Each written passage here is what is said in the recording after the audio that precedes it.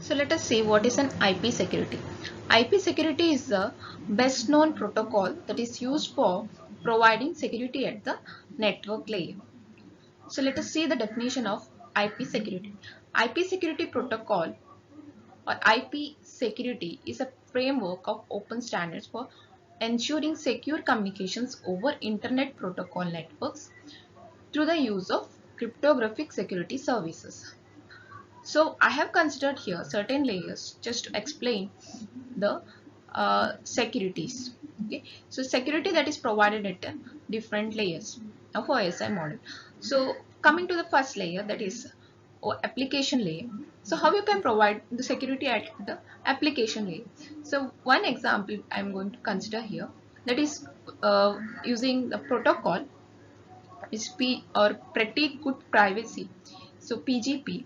PGP is a particular program that is used to encrypt and decrypt emails over the internet. Okay, so that is again providing the pretty good security. Okay, so next you have transport layer. In the transport layer, how you can provide the security? So you have to have certain protocol to provide the security. So here the protocol is SSL, okay, or we call it a secure sockets layer. So next layer we have, that is network layer. So how you can provide the security to the network layer? So that is using IP security protocol. So another layer we have, that is data link layer. So to provide the security at the data link layer, we have the wired equivalent privacy or WEP. So this is another protocol that is used mainly for the wireless LAN networks, okay, to provide the security. So only four layers we have considered to explain, to give the idea of how you can provide the security at different layers. Okay. See what are the advantages and disadvantages of providing security at different layers. So security may be implemented at the different layers of OSI model. So we have different layers like application layer, presentation layer, session layer, transport layer, network layer, data link layer, and physical layers. Is it? So when you provide the security at the different layers, there may be certain necessary changes also to do in the particular systems. Okay, so security is commonly implemented in the network layer. So when you provide the security that is in the network layer, we use IP security protocol, and sometimes it may be between the transport layer and the application layers, or sometimes you may be providing the security at the within the application itself. So implementing security at each and every individual application is less attractive. That means when you provide the security at individual application, it may not be that good. Okay, so what they are doing, they are implementing the particular security at a single point, so that every applications the particular security, okay, it can be distributed. Okay, that security is distributed to various number of applications at a time. So implementing security at a network layer needs certain changes in the operating systems as well. Okay, the system administrator may have to comfort certain issues in the configuration and compatibility, as she or he may attempt to deploy security solutions at the network layer. That means whenever you are going to implement certain security at the different layers, okay, you have to do certain changes to the operating system. So your system may not be that compatible to the security that is provided to the particular layer. Okay, so that you have to take care.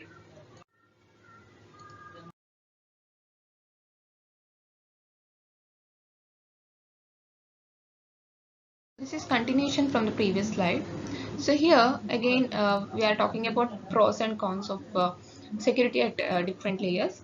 So here the application developers should also be aware of application programming interfaces or APIs, so that they can provide uh, or they can develop a secure application. Okay, so for example, OpenSSL suite is being used, that is mainly used in transport layer. So what is an OpenSSL? OpenSSL is an open source software that implements SSL or TLS protocol. Okay, SSL protocol you will be studying in next chapter. Okay, so OpenSSL is an open source software that implements SSL or TLS protocol. So it is actually comprised of many number of libraries that implement various cryptographic algorithms.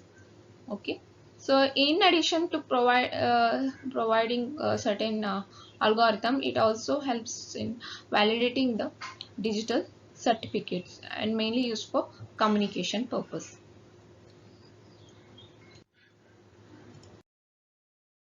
So why we are going for this IP security protocol?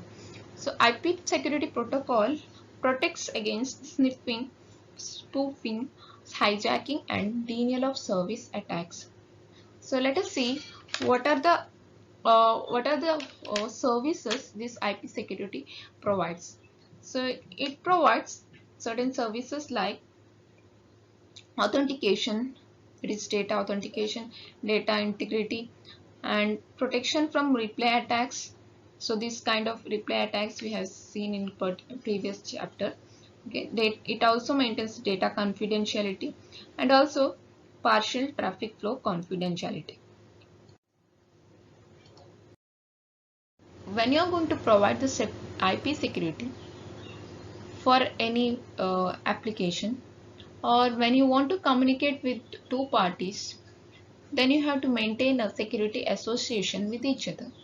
Okay, so what this security association includes, it includes certain informations such as SA includes lifetime of the association. So suppose A and B, the party A and B wants to communicate with each other, then there has to be a security association established between party A and B. So this SA has to include the lifetime of association, till how long this association is being continued. Okay, so that particular information, so it has to be 1 day or 2 day or 1 week, how long this communication has to be continued, that particular information will be there in this SA. And next it includes another information about IP security mode. So there are two modes, that is transport and tunnel modes. So this thing also it will be explained in later topics. Okay, and next information it includes, that is cryptographic parameters.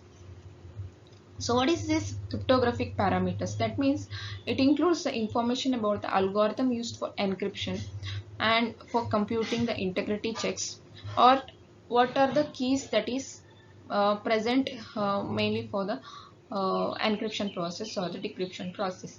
Okay, so this kind of parameters will be included. And also the SA includes a 32-bit sequence number.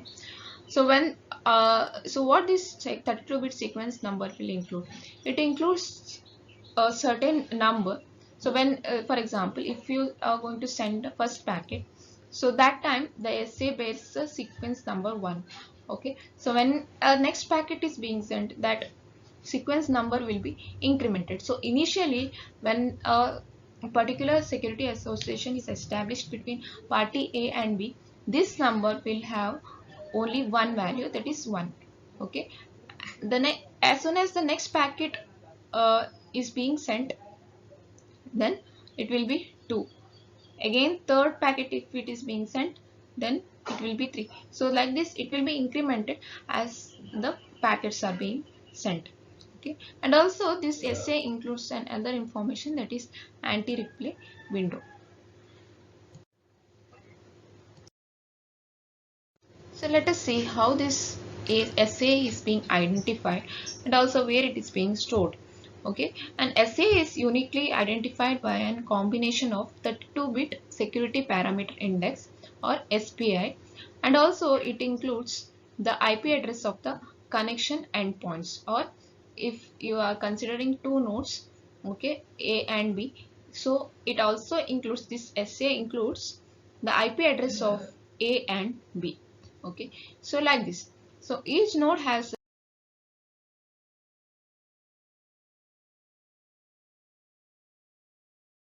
So let us see the two protocols in IP security, that is AH and ESP protocol. AH protocol is nothing but the authentication header protocol, and another one ESP is an encapsulating security payload protocol. So the main difference between AH and the ESP protocol is AH provides no provision for confidentiality, while ESP provides confidentiality as an option. Okay, so both of these protocols use transport or tunnel mode. Okay, so actually here the AH and ESP protocol also covers the authentication and encryption processes. Hmm. So let us see this transport mode in case of AH and ESP protocol. So in this transport mode, AH protocol includes an IP header, AH header, transport header, and transport payload. The transport payload is nothing but the where your actual data is present, and this payload also includes transport header, and between this IP header and the transport header you have the AH header that is included. So this is the extra portion you have here. The transport mode protects the transport header and transport payload. So in AH, the integrity check is computed on parts of the IP header using HMAC or hashed MAC. Okay. So next you have ESP. In ESP again you have IP header similar to the AH header, and also the transport header, and also the transport payload.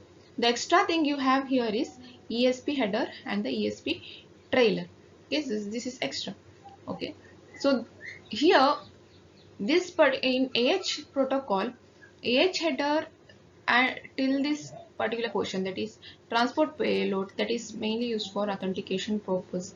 Okay, whereas here in case of ESP also provides authentication and also one more facility, that is encryption. Okay, so this particular ESP is again elaborated in the next slide, and ESP actually does not provide protection to any parts of the IP header in transport mode. Okay, that you have to look into here. So in the previous slide you had an authentication header or AH protocol it is. So there IP header is actually included in the front portion of protocol, that is IP header, it includes 32 bits, and similarly ESP header also it's of 32 bits. Okay, so you can see here the elaborated portion of ESP IP header. Okay, so this particular thing, this is for AH header, elaboration of AH header. This next diagram is elaboration of ESP header. So both are of 32 bits. Again this AH header, what it includes? It includes next header information, payload length means data length, and then you have unused uh, unused bits, and also SPI is nothing but security parameter index, so that is again 32 bit in length. And next you have the sequence number. What this sequence number is for? It includes if A and B is being communicated, is going to communicate with each other, suppose, then if the first packet is being sent from A to B, okay, the first packet information, that means the sequence number will be 1. Again when the next packet is being sent, the sequence number will be incremented again by 1, so that will be 2. Again third packet if it's going to send, then again it will be 3. So like this it includes the sequence number of the number of packets that is being sent. And again it has HMAC, so HMAC or hashed MAC. So this can be implemented either using MD5 or SHA-1 algorithms. Okay. Again the next thing is ESP header. ESP header, when it is elaborated, you can see the SPI. Again SPI means security parameter index. This security parameter index is usually used to identify the particular SA. Okay, and next you have the sequence number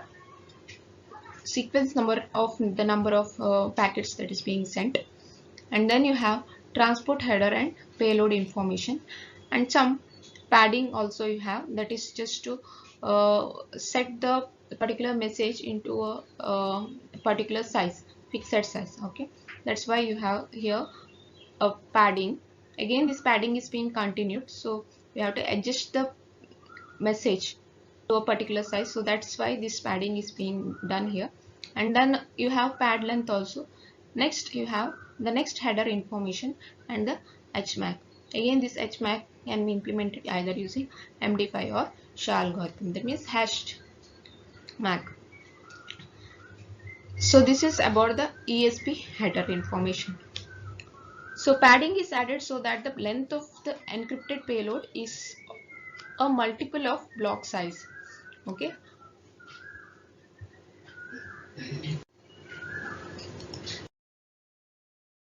so the mode of operation that was discussed in the previous section was the transport mode, that mainly used to protect the transport header and transport payload. Okay, so let us see the next thing. Here we are dealing with tunnel mode of AH and ESP protocols. So there are certain changes from the previous slide. So you can see that you have AH header as seen in the previous slide, and also you have transport header and the transport payload. But the extra thing is here, it includes outer IP header and the inner IP header. Similarly, ESP protocol in the tunnel mode, it also includes outer IP header and the inner IP header.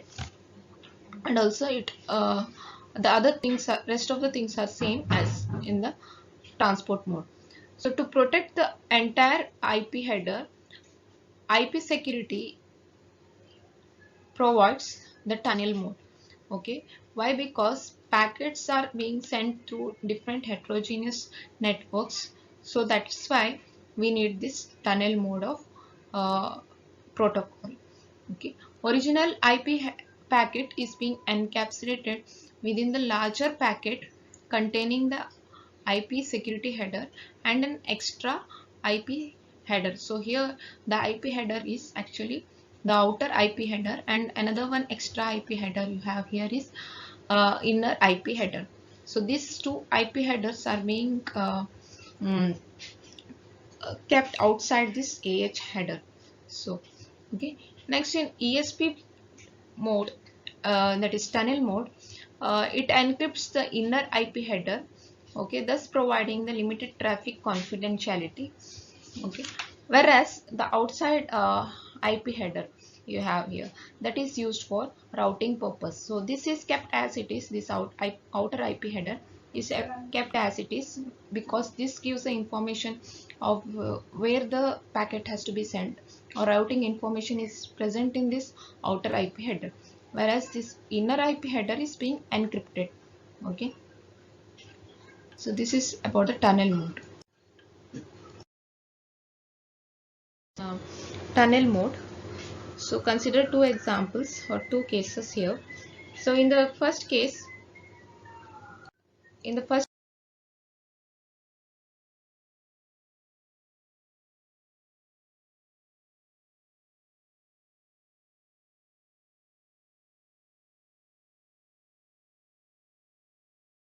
uh, tunnel mode.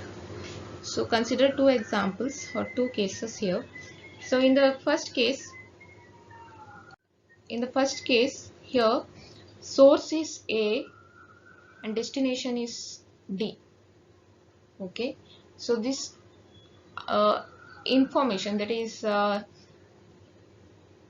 packet information here is, it includes in the outer IP information, it includes source and destination. Source is A, destination is D. In the inner IP, that is header, it includes source as A and destination as B. Okay, another example we have taken here, case 2, where source is C and destination is D, and again source is inner IP includes source as A and destination as B. So first case we have host 2, that means source is A now. Okay, host to gateway tunnel. Okay, next example is source is C.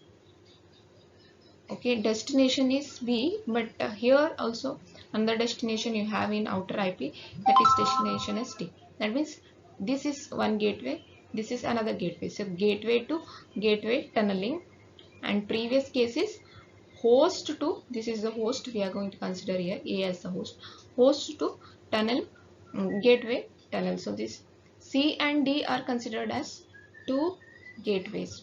So this particular network wants to communicate with the other network through the internet. So let us see how the case is here. Okay, what happens to the particular IP, outer head informations. Okay, so two hosts A and B on different networks, network 1 and network 2, communicates to the through the internet. So A could tunnel its packet to B inside a packet to D. Okay, so on receipt of the packet by D, an attempt is made by the D to authenticate the source of the packet. So when A is going to send the packet, so it goes through C, that is the C is the gateway, and next to D. But here D authenticates the source of the packet, from where it is coming. Okay, whether it is coming from A itself or not.